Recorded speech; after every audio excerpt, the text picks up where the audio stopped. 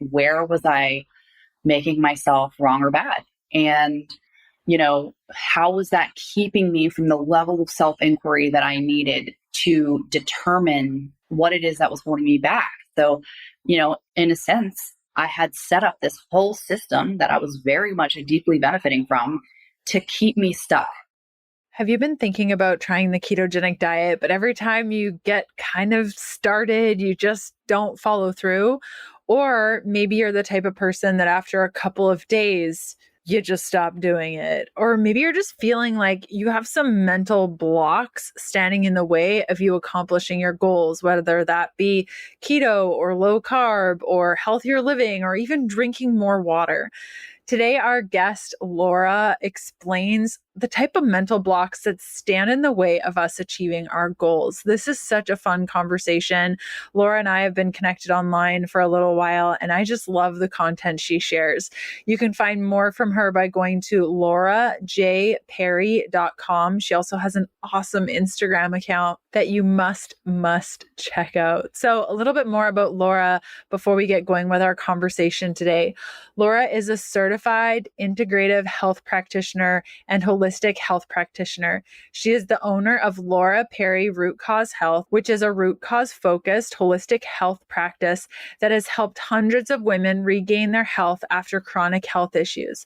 She has personally healed herself of over 30 plus symptoms and has uncovered the deeply woven link between the spirit, mind, and body and our belief systems. By addressing each of these components, she believes that vibrant health is possible for everyone. Again, you can find more from Laura by going to laurajperry.com. Okay, let's cut over to today's interview. Hey, my name is Leanne Vogel. I'm fascinated with helping women navigate how to eat, move, and care for their bodies using a low-carb diet. I'm a small-town holistic nutritionist turned 3-time international best-selling author turned functional medicine practitioner, offering telemedicine services around the globe to women looking to better their health and stop second-guessing themselves. I'm here to teach you how to wade through the wellness noise to get to the good stuff that'll help you achieve your goals. We're supporting your low-carb life beyond the if it fits your macros conversation. Hormones, emotions, relationship to your body, workouts, letdowns, motivation, blood work, detoxing, metabolism. I'm providing the tools to put your motivation into action. Think of it like quality time with your bestie mixed with a little med school so you're empowered at your next doctor visit. Get ready to be challenged and encouraged while you learn about your body and how to care for it better. This is the Keto Diet Podcast.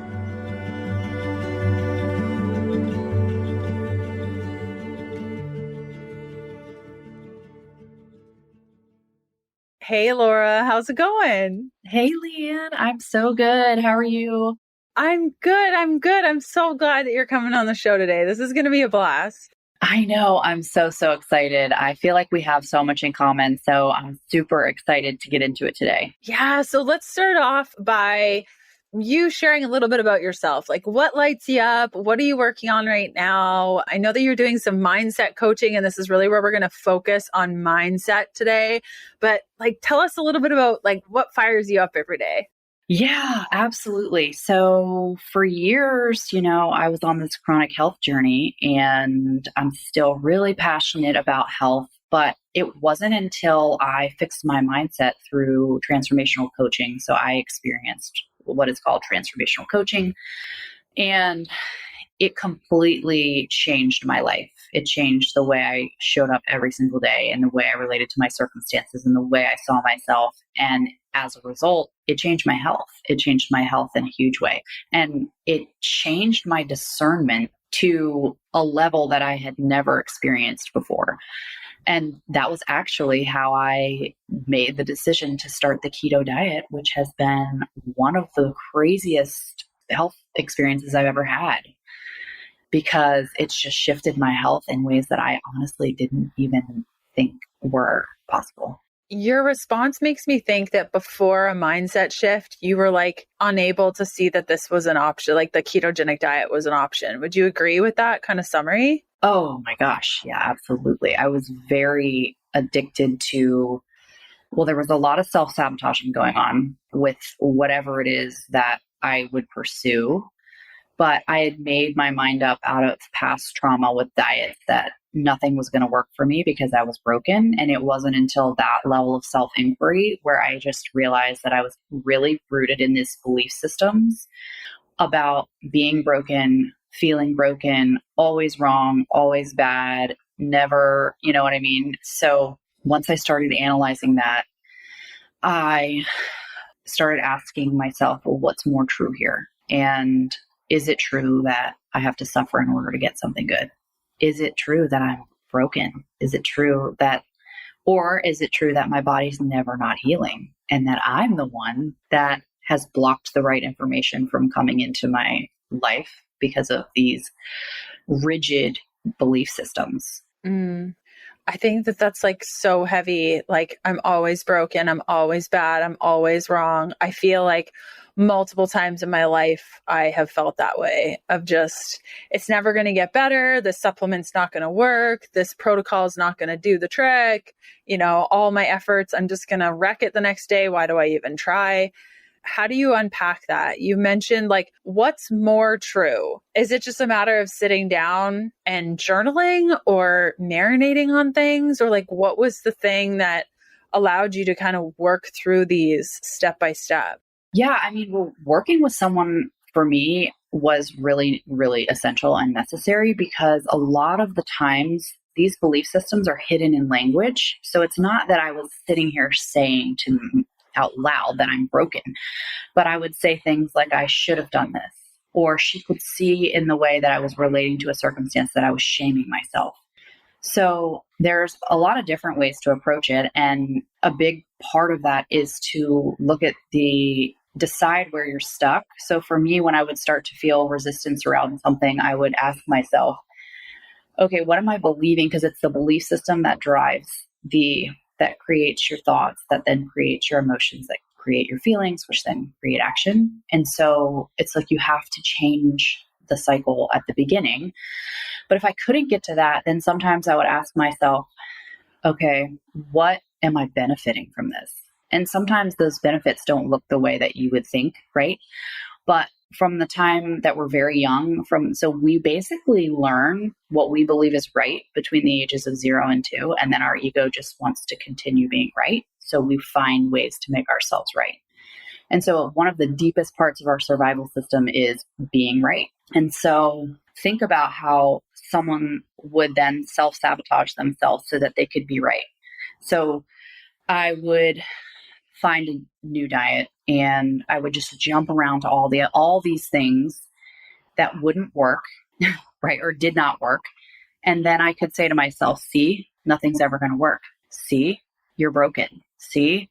So at some point I had to decide, do I want to keep being right? And what am I uncomfortable enough to choose a different thought? Am I uncomfortable enough to now anchor in possibilities that I wasn't able to access until now? And a big part of that for me was I had to get past judging myself, because before you can even get to the self-inquiry level, you have to get past the judgment of yourself. And so you are never going to touch something with a 10-foot pole if you're labeling it bad. So how am I going to take responsibility for how I show up in my reality if I'm making myself bad and wrong? And so I really had to start unpacking, where was I making myself wrong or bad? And, how was that keeping me from the level of self-inquiry that I needed to determine what it is that was holding me back? So, in a sense, I had set up this whole system that I was very much deeply benefiting from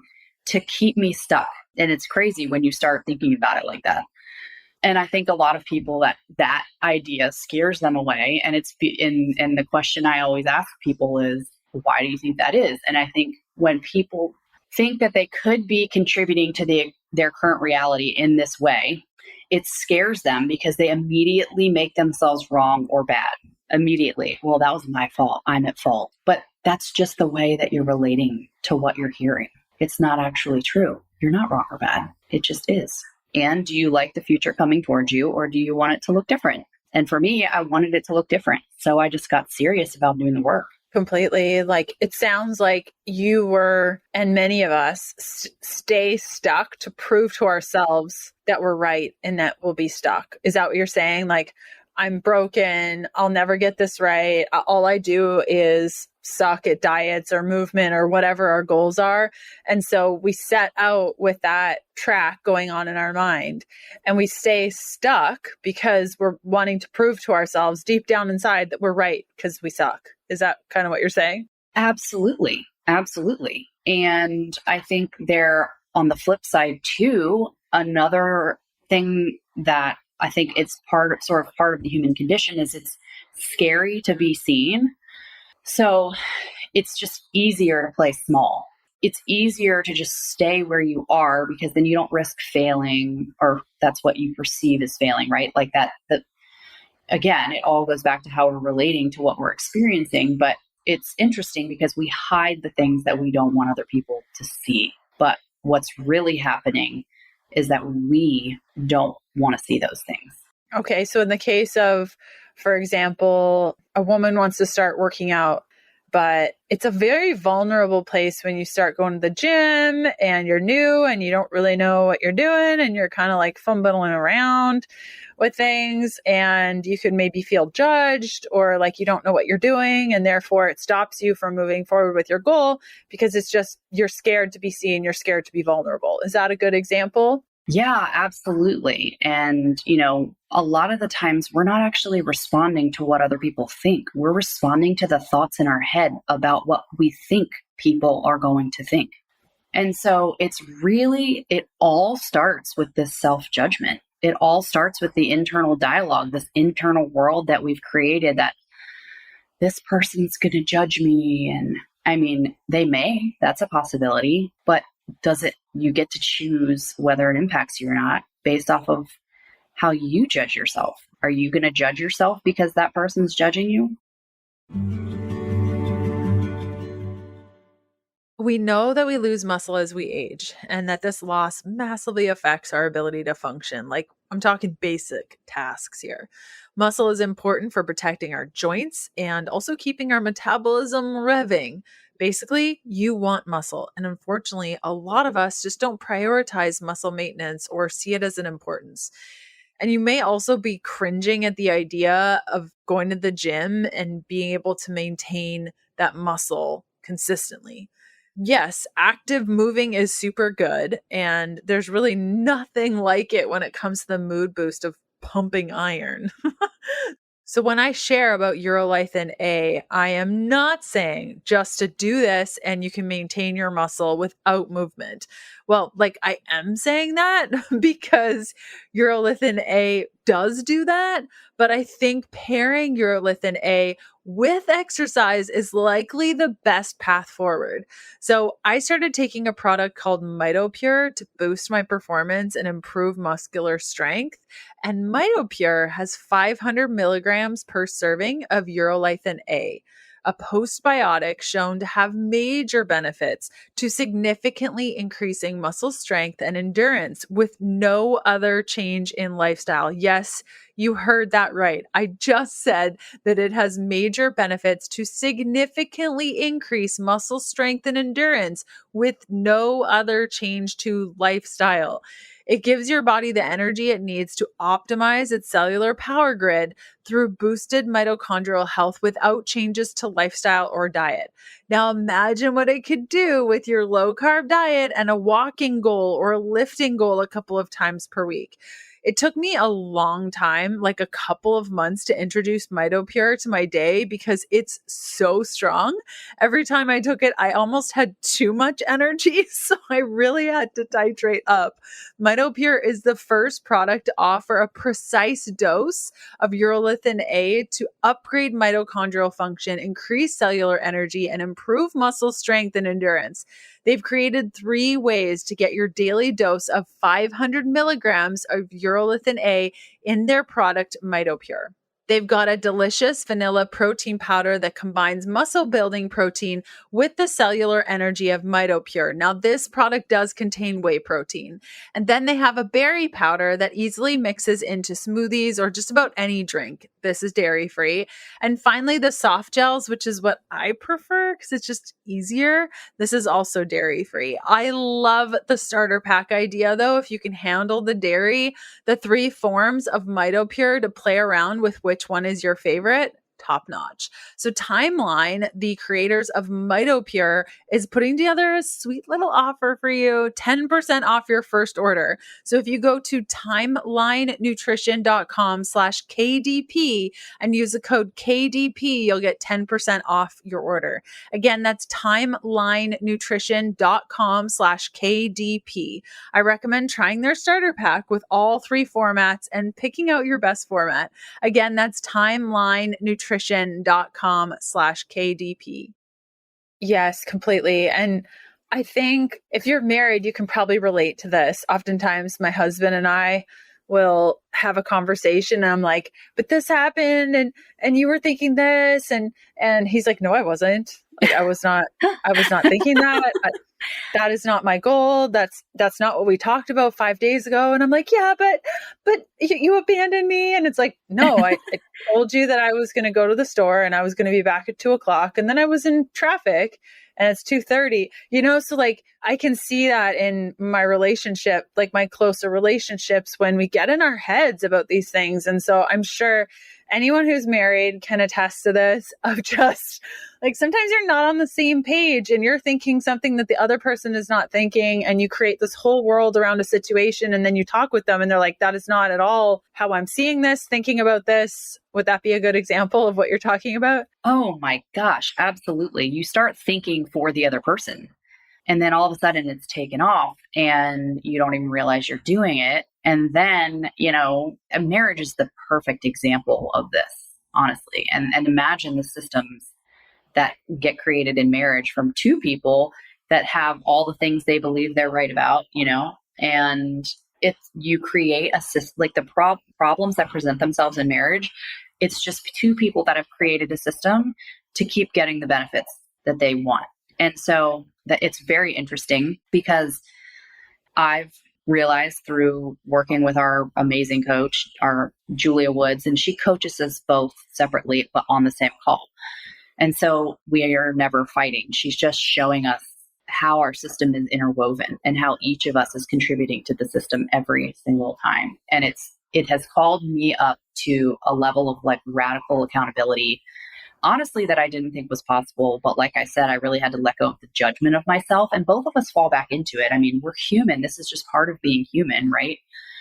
But, she says you can't control your thoughts, but you can have the thought more than it has you. And that's kind of something I think we've both taken with us because of course our thoughts are going to run.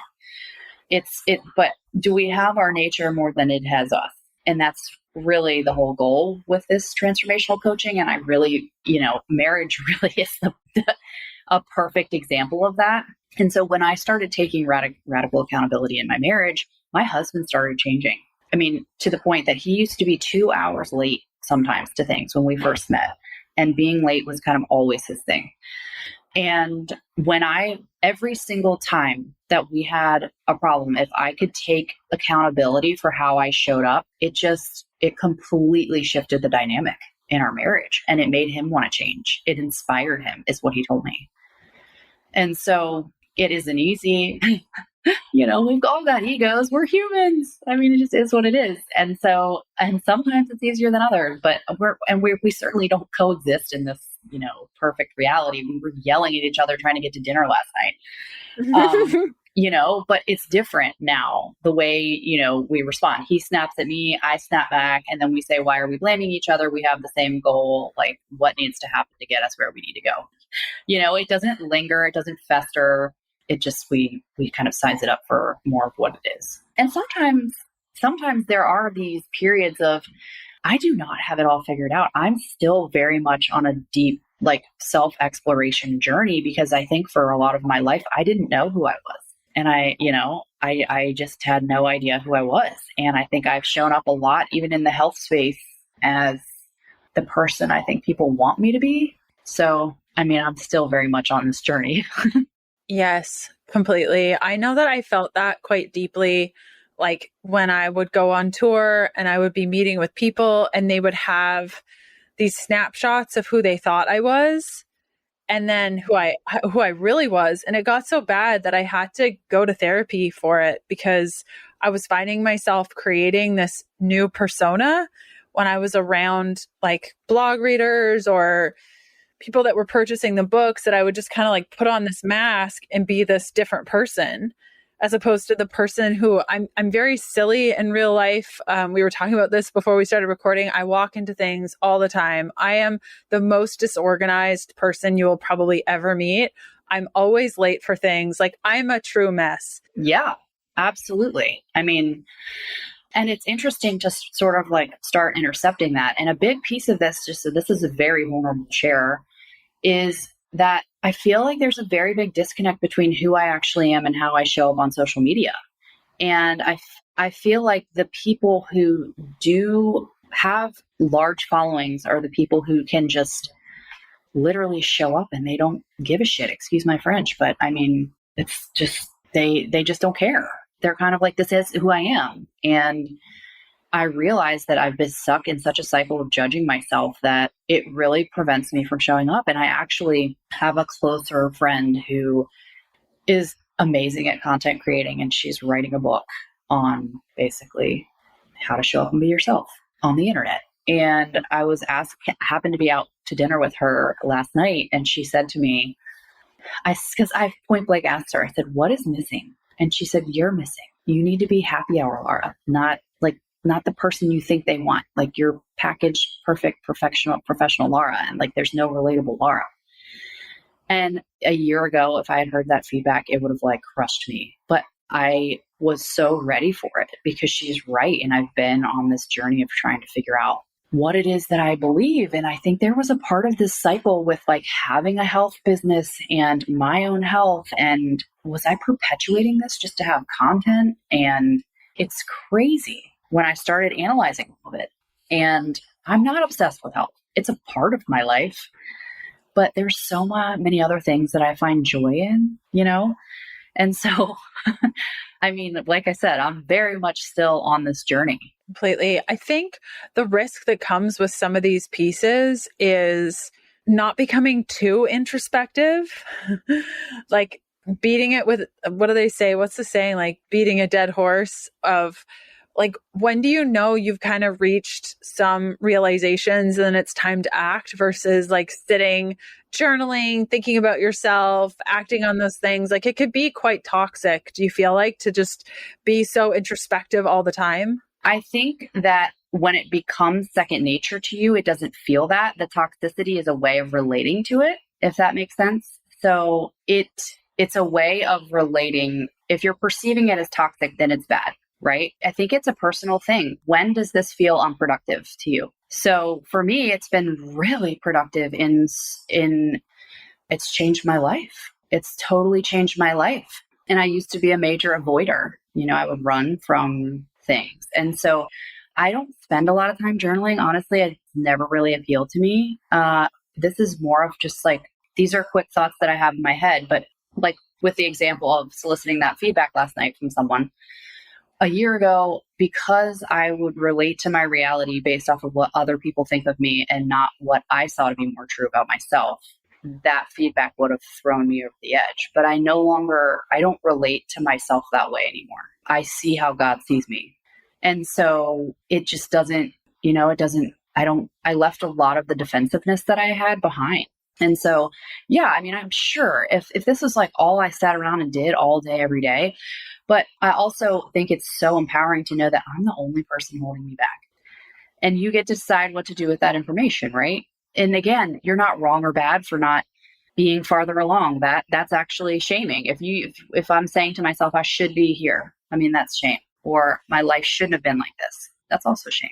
It's like this work has allowed me to find so much gratitude, and it's strengthened my relationship with God so much to see what a gift every single moment is. And it's allowed me to be present. It's anchored me in the present more than, because I don't actually go and dig up my past. That's like not part of the work. The work is just kind of understanding the internal world and reminding yourself basically what's more true. And that's how God sees us all, right? Yes, completely. I think what I'm hearing you say is just really being in the present moment, how you are responding to the environment, to the people, to everything around you, and what your response is to those. Because I know, when I was a little bit younger, writing blog posts and things, people would say nasty things to me, and it would crush me for a long time. It would really affect me. Sort of things like that, whether it's like a comment maybe somebody says at work or just in passing, or you just feel fragile around certain comments. Could that be a good sign, that the fragility around people's words as being a good sign that perhaps it's time to do this sort of work? Yeah, I mean, I think so. But again, that's a choice. And it's not, there's no wrong or bad in the way you felt or handled that. It just is. And life is just a series of choices. And it really comes down to, do we like the outcome we currently have? I mean, at the end of the day, so if you're saying to me, I don't like the way I feel when someone says this to me and I want to choose differently, then absolutely. And the great news is that's all possible. Very, very possible to relate differently to that type of information. And it takes time. I mean, it took me really 6 months to really get a hang of a lot of this. And these are big concepts that I'm just sort of like, that I really know cognitively and feel cognitively, but it's not so easy. And sometimes the information, I think, can be like a little bit, when you don't work with someone one-on-one and you hear this kind of information, it's difficult to digest. And I pray that it doesn't come across in any way as shaming or, and I think it also will find the right people, right? I mean, I find that's generally how God works, is the right people find you. I'm sure you kind of feel that way in your practice. Huge. Yeah, totally. Now, you mentioned a little bit about keto and how once you started doing this work, you realized that there were blocks that you had. Kind of, it sounds like, around the efficacy of a ketogenic diet and just whether or not it was for you. Can you talk a little bit more about your process of bringing in a ketogenic diet and the sorts of, do you call them blocks or just like triggers or things that you had to work through while you were adopting a ketogenic diet? Definitely. And they're absolutely blocked. And so I had done pro-metabolic. First I had done veganism, and I literally changed my whole life because I was very works and performance based, right? And I kind of grew up that way. Just the harder you work, the more you get, right? So clearly that if I just worked harder, if I made more juices, if I literally killed myself every day to be a vegan, like my health would transform. Well, nothing really happened. I mean, a little bit, but nothing. So I just had such a disdain. And then I rooted in this belief system that my body should be able to tolerate any food if it's healthy. So I've just got to keep killing off pathogens and keep binding things. And so then I was stuck in that mindset. So then I was stuck in this idea that no diet would ever work because I had to get all the pathogens and things out of my body. So I was stuck in this supplement hamster wheel and jumping all around all the biohacks. And so once I realized, I just sort of had this epiphany one day. I keep thinking that there's something outside of me that needs to happen in order for my body to fix itself. And I just asked myself, is this true? Like, is this how God made me?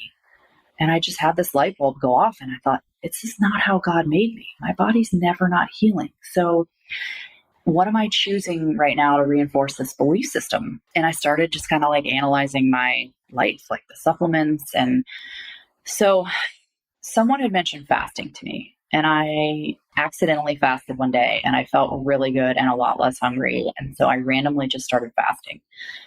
And there's so much negative information about fasting on the internet, and particularly in the Instagram space. And I just noticed myself looking for ways to self-sabotage myself. And I had lost a lot of hair in the previous year. And like all of a sudden I was trying to contribute it to fasting. I was looking for ways to make myself right about all these thoughts I had that I was broken or I wasn't suffering enough. Like it couldn't be this easy, And then I just decided, who do I want to be today? And that's another thing people can do. Who do I want to be? Like, who do I want to show up as? And I want to show up as someone who's committed to myself. So I'm just going to commit to this. I'm going to try to be conscious of the thoughts, and I'm going to ignore these, not ignore, but I'm going to acknowledge them, but still keep committing to this just to see what happens. And then all of a sudden my hormones started coming back online. And I noticed that because for 6 years, like I really felt, asexual. And then I started realizing like I actually have hormones again. I'm interested in intimacy and oh my gosh, like who am I? And so then I thought, well, if this is working so well, let me just, I kept getting almost what I would call magnetized to keto. And I had gained so much weight and nothing was working for me. The weight was pseudo coming off with fasting. And honestly, I don't even think I could have approached keto as a diet because I didn't. But sure, in the back of my head, that was the motive. I was motivated by that also. So, I still was having symptoms and whatnot, but definitely choosing to relate to them differently because of what I saw it producing in my life, which was a lot of chaos. And so I started asking myself, could I benefit from a ketogenic diet? And honestly, I used to be very, very impulsive and I would just do whatever came up in my reality. I would just run to it. And, I was very much responding to my reality. Like I wasn't very intentional. And that's a huge difference for me now. And so I studied it. I started studying keto. I got your book. I started listening to some webinars and I started studying it from like a cellular biology perspective. And I realized something resonated so deeply with me that this is how God created us. This is how God designed our bodies. And I really tried hard to educate myself on all the places that I could go wrong because I didn't want to end up making myself right about not being able to stick to something. And so I studied it for probably a month before I ever took the plunge, which in the past I would have decided in a day, started it in a day, quit in 3 days. And so I started it, and that was probably 6 weeks ago at this point. And yeah, I certainly have had moments, like I've had some times where I've had gallbladder pain, but I've just really committed to the vision of what it is and how it affects the body. And I really think it's that commitment and belief that it's like, this is how we were designed that has allowed me to have so much success with it. When I started eating a low carb diet in 2014, I had no idea the impacts that low electrolytes would have on my overall health. I started keto. I added a little bit of pink salt to my water, but really didn't think that a lack of sodium, potassium, or magnesium would really throw me off. I can tell you after a couple of weeks of eating the ketogenic diet, it was very apparent that I needed electrolytes. Unfortunately, at the time, there was no Element electrolytes. There was no such thing. I really had 2 different options. They weren't the best. I went and added pink salt to my water. That tasted not so great. Fast forward a whole bunch of years, Element came out with their first electrolyte powder, and I've been hooked ever since. In fact, little secret here, I actually add more salt to my Element packet because I'm crazy. So my very favorite way to enjoy Element electrolytes is to add it to my 24-ounce water bottle and add an additional 1/4 teaspoon of gray sea salt. Now, this isn't for everybody, but for individuals that are massively lacking sodium, I do have this issue personally. It can display as allergies, apathy, abdominal bloating, depression, dizziness, fatigue, low blood pressure, low hydrochloric acid in your stomach, poor protein digestion, weakness, slow oxidation. And unfortunately, calcium supplements will make this even worse. And so if you think that maybe you need more sodium on your ketogenic diet, the best way to bump this up is with electrolyte packets. I've had many coaching friends and clients tell me that they're taking anywhere between 2 to 6 packets a day. I know that it is my most favorite way to prepare for a workout is doing my electrolytes about 30 minutes before I work out. If you haven't tried Element and you're looking for a different type of electrolyte, or you've never tried them before and you're curious if this is the missing ticket in your ketogenic diet, you can go to drinklmnt.com, grab a couple items, and get a free sample pack with your order. That's 8 single serving packets free with any Element order. All you have to do is go to drinklmnt.com lmnt.com/KDP, and you can get your free sample pack with any order. Now, this is totally risk-free. If you don't like what you get, contact them and they will give you your money back. No questions asked. You really have nothing to lose. It's a fantastic product, and I can't wait to hear which flavor is your favorite. There are so many pieces that you touched on, like the excuses that tell you to stop, how often we embark on this new journey and then the next day we're like, 10 reasons why the ketogenic diet is the most dangerous ever, and we're trying to find things that will tell us that it's unsafe or we shouldn't do it. Or I cannot even tell you how often this happens for me. You also touched on the impulsivity. I see this a lot in my practice of a lack of commitment then creates this impulsivity where you try a new thing for 3 days and then like that didn't work. So then you try the next thing for 2 days and like that didn't work. But there's not enough commitment to the long haul and there's not a big enough vision to say like, I'm going to give this a year. Like I'm going to do this for an entire year. I'm going to see how this pans out and I'm committing to this. I think that commitment piece is so, so huge in the grand scheme. Yeah, absolutely. And what I found, because I used to be someone that broke commitments to myself constantly, literally all the time. I never kept commitments to myself and I always put everyone else in front of myself. So I think what I found is it comes back to a couple of things. It's worthiness usually. And it's this idea, like I mentioned that see, I'm broken, nothing's ever going to work for me. And usually we learn that somewhere. I mean, a lot of this stuff comes in from childhood, honestly, but you don't need to rehash your childhood to work through it, right? It's just, we sort of like inherit these ideas. And, I had to just, I could see where I started to learn that I was wrong all the time and I was broken. And then why being right became so important for me as a child, like in the way I was trying to protect myself, But I could also see how that was really hurting me now and I wasn't getting the things I wanted.